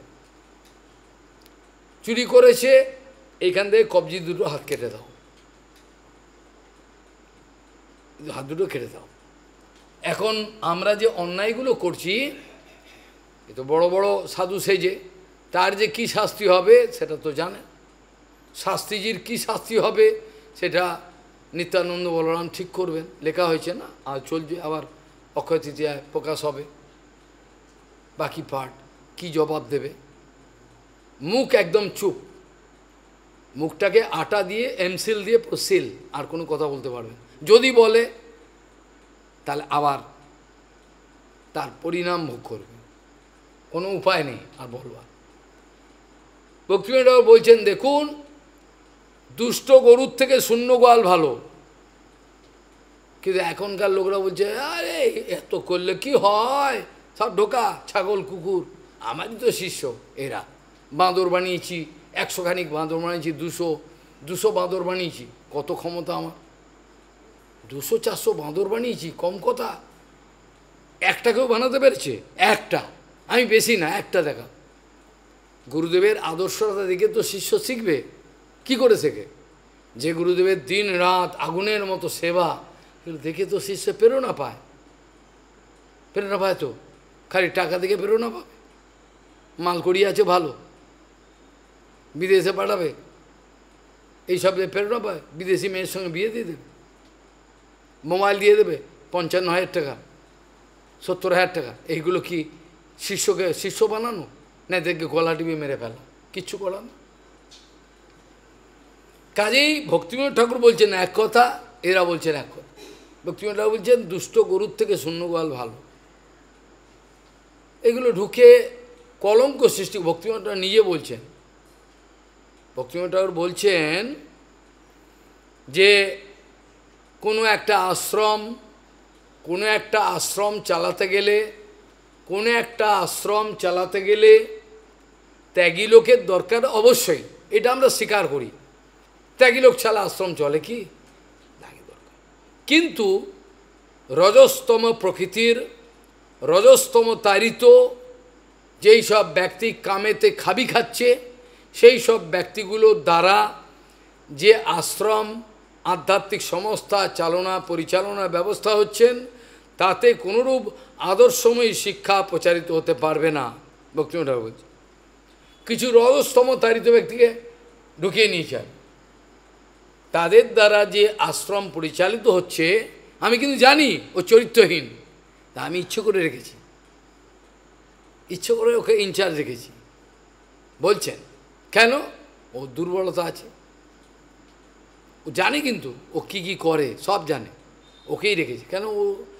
ও ও তো ভজন করে না, ও ফাইট করতে পারে, পুলিশের কাছে যেতে পারবে, সব করতে পারবে, সুবিধা। ভাব বৈষ্ণব তো আর সে কী করবে? শুদ্ধ বৈষ্ণবের তো যদিও গুরু বৈষ্ণবের আদেশে পুলিশে যাওয়াটাও, কিন্তু এটা তো অকারণে বিভিন্ন কেসে জড়িয়ে পড়বে, কিন্তু তবেও ওকে রাখবে। নোংরা চুরি করেছে, ধরা পড়েছে, তারপরও রাখবে ওকে। ও ধরা পড়েছে, চুরি করেছে, আবার এসছে, তারপরেও ইনচার্জ রাখবে, ওকেই রাখবে, আপনাকে রাখবে না। আপনাকে রাখলে অসুবিধে। আপনার আদর্শ আছে তো আপনাকে রাখা যাবে না। আদর্শহীন ব্যক্তি আমাদের মঠের রক্ষক হবে, এটা আমাদের বিচার। তো সেখানে ভক্তিবিনোদ ঠাকুর বলছেন, রজস্তম তারিত ব্যক্তিগণের দ্বারা যেসব যেসব আশ্রম পরিচালিত হয়, সেই আশ্রমেতে কোনোই আদর্শময়ী শিক্ষা প্রচারিত হতে পারবে না, বরঞ্চ তাদের চরিত্র, তাদের আদর্শের দেখে সমাজের যত লোক আছে, গৃহস্থ ব্যক্তি, ওরা থুতু ফেলবে মুখে।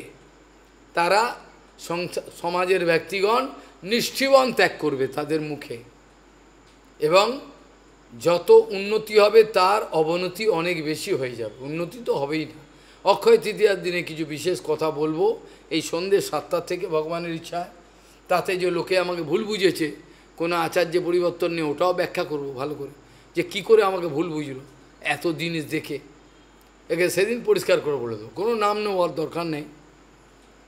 তাহলে ভক্তিবিনোদ ঠাকুর বলছে নেই, আর আমাদের বর্তমান ব্যক্তিরা বলছে নেই। কাকে মানবো আমরা? এখন আপনাদের কাছে প্রশ্ন হলো, কাকে মানবেন? ভক্তিবিনোদ ঠাকুর, প্রভুপাদ এইসব কথা বলছেন, আর এরা বলছেন এইসব, আর কাকে মানবেন এবার দেখুন। যেটা ভালো লাগে আপনার করুন, কিছু করার। এবারে আমরা এই একাদশ স্কন্ধের 10ম অধ্যায়ে প্রবিষ্ট হয়েছি, কালকে এটা শেষ হয়েছে। এখানে প্রারম্ভেই বলে রাখা ভালো যে যেসব 24 গুরুর কথা আলোচনা হলো, বা ভগবান শ্রীকৃষ্ণ এক একটা বাক্যকে উল্লেখ করে যেসব কথাগুলো বলেছেন উদ্ধবকে, প্রসঙ্গগুলো বিভিন্ন হতে পারে, কিন্তু কথাটা বলছেন কৃষ্ণ উদ্ধবকে। আর যে এতক্ষণ কালকে পর্যন্ত যে আলোচনা হয়েছিল সেগুলো কিন্তু অবধূত সন্ন্যাসী বলেছেন কাকে? যদু মহারাজকে। বলে আমার বংশের পূর্বপুরুষ যদু, তিনি এই শিক্ষাগুলো পেয়েছেন, কিন্তু সেই শিক্ষাগুলো কে বলছেন? ভগবান শ্রীকৃষ্ণ বলছেন। এটা এখানে সম্পূর্ণ। এখানে যে শিক্ষাগুলো ওখানে পেয়েছেন, যে শিক্ষাগুলো এতক্ষণ, সেগুলো নিজের জীবনে অ্যাপ্লাইড ফর্মে আনতে হবে। বোঝা গেল? আপনি খালি গুরুদেবের থেকে দীক্ষা পেয়েছেন, গুরুদেবের আদর্শগুলো নিজের জীবনে প্রয়োগ করতে হবে। কোন সাধু বড় সাধু হতে পারে? কোন সাধু বড় সাধু হতে পারে? যিনি নিজের জীবনে গুরু বৈষ্ণবের আদর্শগুলোকে ফলিত মানে প্র্যাকটিক্যালি ইন অ্যাপ্লাইড ফর্ম দেখাতে পারেন। গুরুদেব যা বলেছে, গুরুদেব আদর্শ আমি প্রয়োগ করে দেখালাম, কাউকে আমি ভয় খাই না। প্রভুপাদ বারবার বলছেন, প্রভুপাদ বারবার এ কথা বলছেন, আমরা কাউকে ভ্রান্ত পথে পরিচালনা করব না। আছে না আর্টিকেলটা ওই যে উপদেশামৃতে, আমরা সবাইকে অকৈতব্য সত্য কথা বলবো, কোনো ব্যক্তিকে আমরা ঠকাবো না, আমরা ভ্রান্ত পথে তাদেরকে পরিচালনা করব না। আমরা ওই কথাই বলব, যে কথা আমনায় ও প্রাহ, অর্থাৎ যেটা সৌত পন্থায় যে কথাগুলো আমরা জানতে পেরেছি, ওই অকৈতব্য সত্য কথা আমি লোকের কাছে আমরা বলব। তাতে কেউ পছন্দ করবে, কেউ করবে না। কি সেটা যদি না করি, তাহলে আমাকে ভগবানের কাছে মিথ্যেবাদী হতে হবে। ভগবান তো আমাকে বলেছে এগুলোই দাও, ভগবান তো বলিনি পরিবর্তন করো। সেখানে প্রভুপাদ বলছেন, যদি আমি এই কথাগুলো না বলে কিছু পরিবর্তন করি, প্রভুপাদ বলছে তাহলে তো আমি সৌতপন্থা ত্যাগ করে দিলাম, তাহলে তো আমি সৌতপন্থা ছেড়ে দিলাম, দিয়ে অসৌতপন্থায় চলে গেলাম।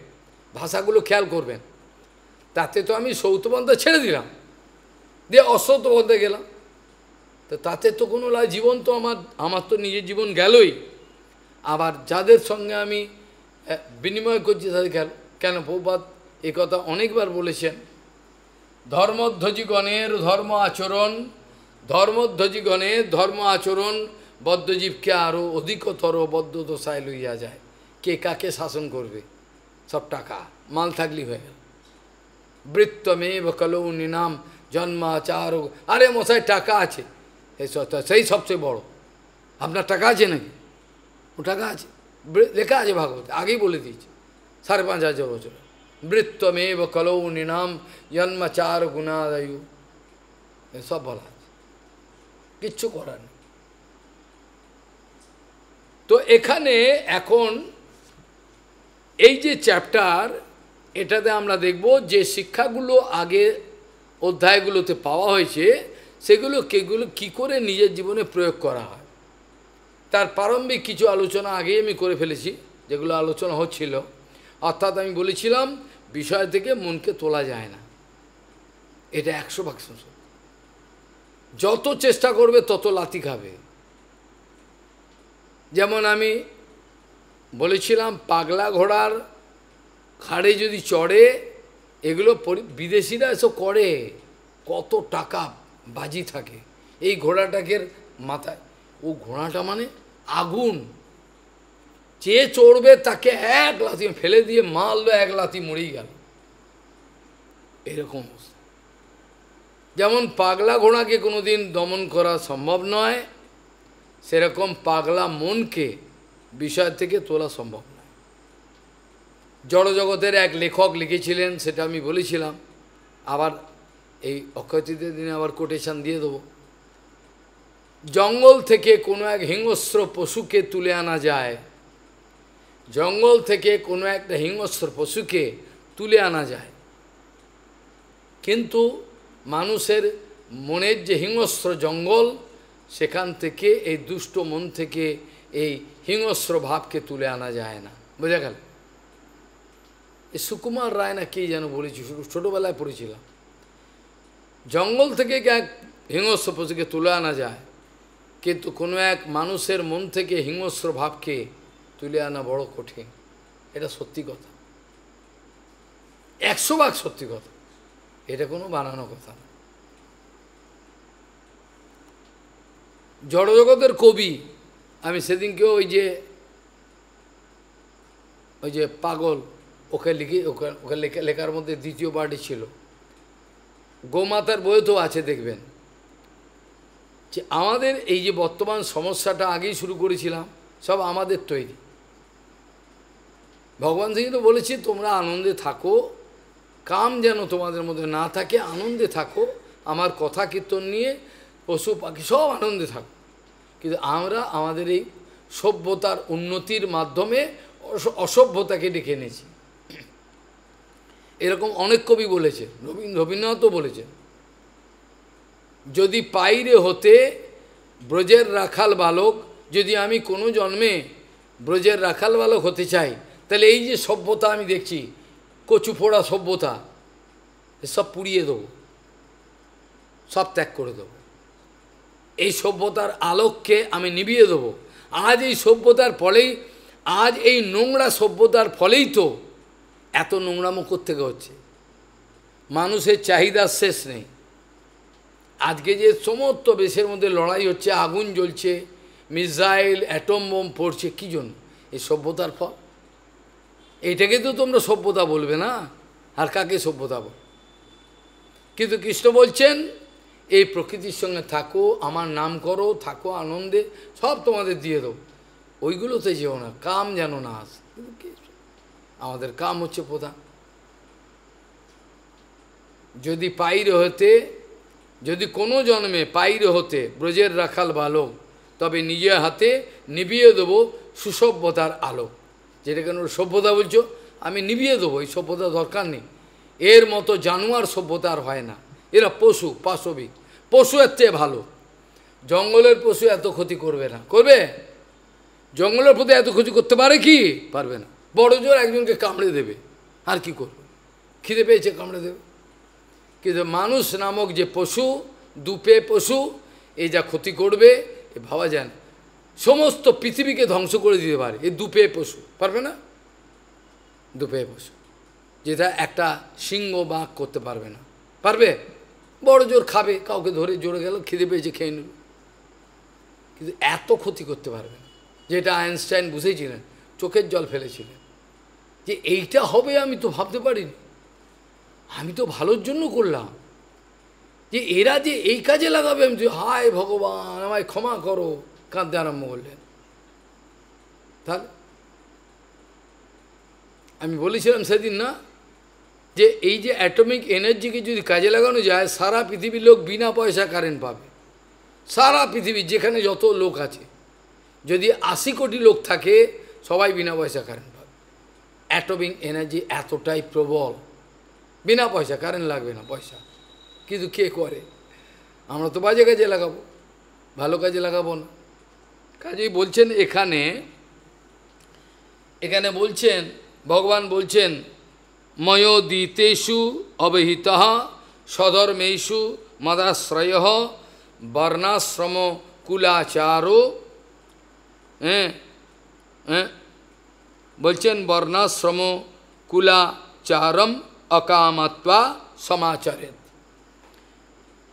এখানে বলছেন, ভগবান বললেন, আমার আশ্রিত যদি নিষ্কাম ভক্ত থাকে,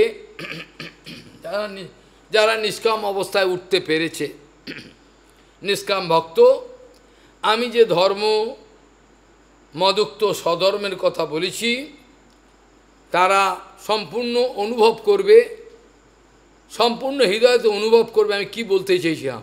এগুলো অনেকবার আলোচনা রায় রামানন্দ সংবাদে করেছিলাম, যে স্বধর্ম কাকে বলে, অকর্ম বিকর্ম কাকে বলে, অকর্ম বিকর্ম কাকে বলে, এগুলো নিয়ে আলোচনা করেছিলাম। অকর্ম কোনটা, বিকর্ম কোনটা, কর্ম অকর্ম বিকর্ম। তারপরে স্বধর্ম কাকে বলে, বর্ণাশ্রম ধর্ম কি, কেন মানব, বর্ণাশ্রম কেন মানতে যাব মশাই, কী হবে মানলে, বর্ণাশ্রম ধর্ম কখন আর মানতে লাগবে না, এগুলো সব আমি আলোচনা করেছি সমস্ত। যখন মানুষ পরমাংশ দশায়, যখন মানুষ পরমাংশ অবস্থায় উন্নীত হয়, তখন তারা বর্ণাশ্রম ধর্ম লাগে না। যতক্ষণ মানুষ বদ্ধ অবস্থায় থাকবে, বর্ণাশ্রম ধর্ম পালন করবার মতো এত মঙ্গলময় আর পন্থা থাকবে না। এটার দ্বারাই মানুষের পাশবিক চরিত্র সংশোধিত হতে পারবে। কিন্তু কে মানবেন? বর্তমানে কে মানছে? এক ব্রাহ্মণ তো কেউ নেই, 12 মন হয়ে গেছে, যাই হোক, ও বার করছে মুচির মেয়েকে, যার সঙ্গে মাঝে মন গুরুমান বলতেন, যার সঙ্গে মজে মন কী বা হাঁড়ি কী বাড়ো, আমি ওকেই বিয়ে করব, কর বিয়ে, থাক। এই হচ্ছে অবস্থা, বর্তমান অবস্থা, কিচ্ছু করার নেই। তাই বলছেন বলছেন ময়োদিতেষু অবহিতঃ, আমি যে স্বধর্মের কথা আদি বিভিন্ন কথা বলেছি, যারা স্বধর্ম পালন করবে, মদাশ্রয়ঃ, আমার চরণকে আশ্রয় করে যারা নিষ্কাম অবস্থায় যাবেন, ভক্ত মদুক্ত স্বধর্মকে অবহিত ভালো করে বুঝে নিয়ে, বর্ণাশ্রম এবং কুলাচারও, বুঝছেন, কুলাচারোচিত, যেমন কুলের আচার আছে না, দেখবেন বিভিন্ন বংশে কিছু কুলাচার আছে, কুলের এটা করতে হয়, মারওয়াড়িদের আছে, গুজরাট সবার আছে, প্রত্যেকের একটা কুলাচার আছে। আপনার বংশে একটা কুলেতে এই আচারটা পালন করে, বিয়ের সময় কিন্তু এটা মানতে হয়, কুলাচার।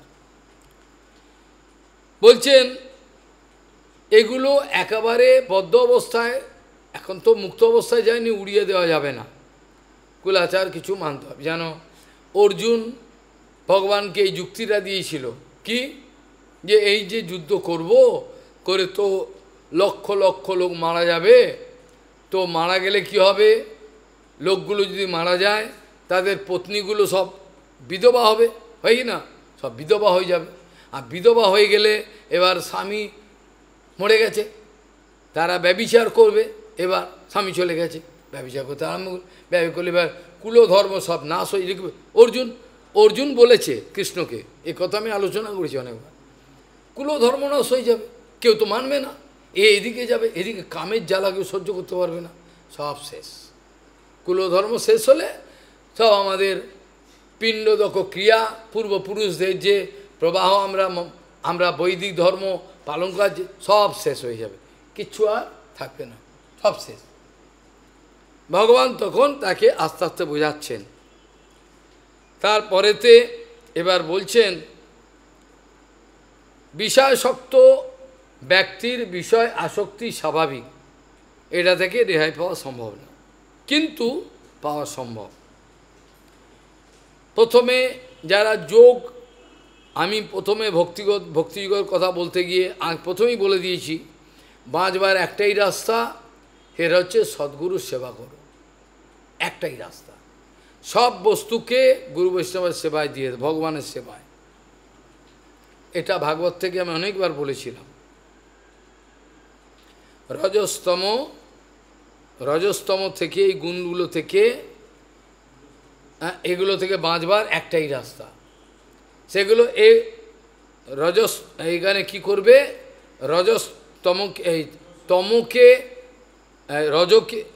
তমকে রজ দিয়ে পরাজিত করবে, আবার রজকে শত দিয়ে পরাজিত করে। রজস্তমশ্চ সত্যেন সত্যঞ্চ উপশমেন চ এতৎ সর্বম গুরু ভক্তা পুরুষই অঞ্জসা জয়। কি বলছেন? রজ তমকে পরাজিত করতে হবে, রজর দ্বারা তমকে তমকে, আবার রজকে শতর দ্বারা, শতকে আবার শতর দ্বারা পরাজিত করে। শতকে এই শত চলবে না। রজস্তমশ্চ সত্যেন সত্যঞ্চ উপশমেন চ এতৎ সর্বম গুরু ভক্তা পুরুষই অঞ্জসা যায়। তাহলে কাম জয়, প্রকৃতি জয়ের কি মূল মন্ত্র কি বললাম? গুরু বৈষ্ণব সেবা। এতৎ সর্বম গুরু ভক্তা, গুরুতে গুরুচরণে ভক্তির দ্বারা অঞ্জসা। অঞ্জসা মানে এরকম জয় করো। তাহলে আমি কি বললাম? সব বস্তুকে গুরু সেবার বস্তু দর্শন করো। কামিনী কঞ্চন, তাদের আকার আকৃতি, দেখতে ভালো দেখতে খারাপ, এগুলো কিছু দেখো না। শুদ্ধ সাধু যেই আসুক তার আত্মা দেখে, তারা বাইরের আকার আকৃতি দেখে না। দেখে কি? দেখে না তো। মানুষগুলোকে যদি ছালগুলো ছাড়ান, দেখবেন কিছু কঙ্কাল বেরোবে না? কঙ্কাল। এর ওপরে মাটির প্রলেপ দিয়ে সুন্দর শেপ অ্যান্ড ডিজাইন করা। এই মেয়েটা দেখতে ভালো, এই মেয়েটা কুৎসিত, কিন্তু খুলে দেখো সব কিছু একই। কি রয়েছে? ওই একই, সেই ক্যালসিয়াম ফসফেটের সব কঙ্কাল, আর তার মধ্যে সব চর্বি, মাংস, রক্ত, মাংস, বৃহৎ অন্ত্র, ক্ষুদ্র অন্ত্র, লিভার, সব দিয়ে একটা রক্ত মাংসের পিণ্ড, একটা পিণ্ড, দুর্গন্ধ, অগ্নাশয় সব বেরোবে। এগুলো নিয়ে ব্যস্ত আমি। এর বাইরে যে অমৃত আছে এটা আমি জানি, আমার জানে না। কালকে না পরশু বলছিলাম না, এই কে নাম, যাজ্ঞবল্ক্য মুনি, সে বলছে দুজন পত্নীকে ডেকে এনে বলছেন, আমি এখন সন্ন্যাস নেব, তো আমাকে চলে যেতে হবে। স্বামী বলছেন আমাকে এখন চলে যেতে হবে, সন্ন্যাস নেব। সন্ন্যাস কেন নেবেন? বলে আমি তো অমৃত প্রাপ্তির জন্য। তো তোমাদের আমি যা সম্পত্তি আছে সব ভাগ করে দিচ্ছি, যত আমি যাগযজ্ঞ করি, যত কোটি কোটি টাকা সম্পত্তি পেয়েছি, ধন, যত বাড়ি ঘর, জমি জায়গা, সোনা দানা, হিরে, সব তোমাদের দুজনের মধ্যে ভাগ করে দিচ্ছি। তখন মৈত্রেয়ী বলছেন, স্বামীন, যে সম্পত্তি আপনি আমাদেরকে ভাগ করে দেবেন, তার দ্বারা সেই অমৃতকে পাওয়া যাবে তো? অমৃত পাওয়া যাবে? বলছে না, পাবেন। তাহলে আপনিও অমৃত পাওয়ার জন্য চলে যাচ্ছেন সন্ন্যাস নিয়ে, আমাদেরকে বোকা বানিয়ে দিয়ে যাবেন এইসব টাকা পয়সা, হিরে জবরত দিয়ে? কি ব্যাপারটা কি? এইটাই তারা এই দুই পত্নী বলছেন, যে নাহম না অমৃতম শ্রুতে তে নাহম কিম কুরজাম। যে বস্তু দিয়ে আমি সেই অমৃত পাবো না, ব্রহ্মকে জানতে পারবো না, সেই বস্তু দিয়ে কী করব? এটা কোন কাজে লাগবে আমার? বাস্তবিক সাধুর কাছে হিরে মণিমাগ তো এক জঞ্জাল, কিছু পাপ। এই যে গীতাতে আছে, যিনি হীরেমণি মানিক আর পাথরেতে সমান দর্শন করেন, তিনি তো সমদর্শী। অনেক কথা চলে আসবে। যিনি সোনাতে আর পাথরেতে সমান দেখছেন, তিনি হচ্ছেন বাস্তবিক জ্ঞানী। সোনাটাকে বেড়ে টুক করে পকেটে ভর। এইভাবে বলছেন। কিছু বলার আর নেই, এখন তো সময় চলে গেল, কিছু বলতে বলতে সময় চলে গেল। তাহলে অন্বিক্ষেত, ইক্ষণ মানে হলো দেখা। কি ইক্ষণ মানে কি সংস্কৃততে? ইক্ষণ মানে দেখা। অন্বিক্ষণ মানে কি? গভীর বিচার করে দেখা। বোঝা গেল? আমার যে দর্শনটা পাশবিক দর্শন, যখনই আমার দর্শনটা গুরুকৃপাতে অন্তঃকরণে যায়, তখন আমার যে দর্শনের ক্ষমতাটা সে অনুভূতি হয়। বোঝা গেল? একটা সাপ, একটা বাঘ, সিংহ, একটা শুয়োর, গাধা, বেড়াল, সবারই দর্শন আছে। দর্শন নেই? আরে চোখ আছে, দর্শন আছে। দর্শন তো আছে, চোখ আছে তো দর্শন আছে। কিন্তু ওদের দর্শনটা তো তাদের নোংরা সংস্কারের উপর ভিত্তি করে, তাই কিনা? একটা বেড়ালের দর্শন আর কত দূর ভালো চিন্তা করতে পারে। একটা কুকুরের দর্শন, আরে যেটা সংস্কার সেটা।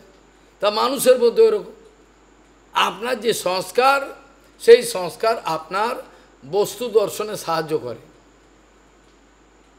মানুষ যে দর্শন করে তার পূর্বের যে সংস্কার, সেই সংস্কার তাকে এই দর্শনে সাহায্য করে।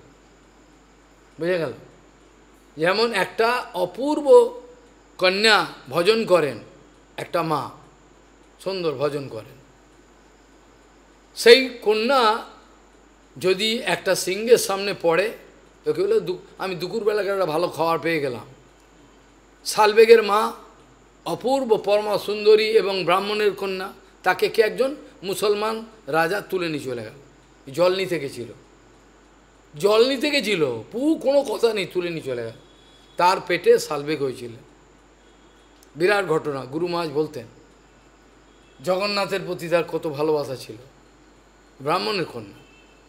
তাহলে দেখুন ওই রাজাটা এই কন্যাটাকে দেখে তো ভক্তিমতী মা একটু চরণের প্রণাম করলেন না? করলেন কি? ওই রাজাটা এ তো প্রণাম করলো না যে ভক্তিমতী মা পেয়ে গেছি, ধন্যবাদ করলো না তো। ও তো উল্টো ও তুলে নিয়ে গেল। কেউ কেউ আবার নিজের মেয়েকেও বিয়ে করেছেন, মুসলমানদের মধ্যে করেছেন না? নিজের মেয়েকে বিয়ে করেছেন। এগুলো কী করবেন? দর্শন সংস্কারের উপর নির্ভর করে। যার যত ভালো দর্শন, এ সম্বন্ধে আমি পরের আলোচনায় নিশ্চয়ই করব। তাহলে দেখব শুদ্ধ গুরু বৈষ্ণবের দর্শনেতে প্রতিষ্ঠিত হলে কত সুবিধে, কত আনন্দ পাওয়া যায়। যস্যাস্তি ভক্তির ভগবতী অকিঞ্চনা সর্বগুণৈ স্তত্র সমাসতে সুরঃ হরৌ অভক্তস্য কুতো মহদ্গুণ মনোরথেন সতো ধবতো বহি। वाञ्छाकल्पतरुश्च कृपा सिन्धुभ्यो पतितानं पावनेभ्यो वैष्णवेभ्यो।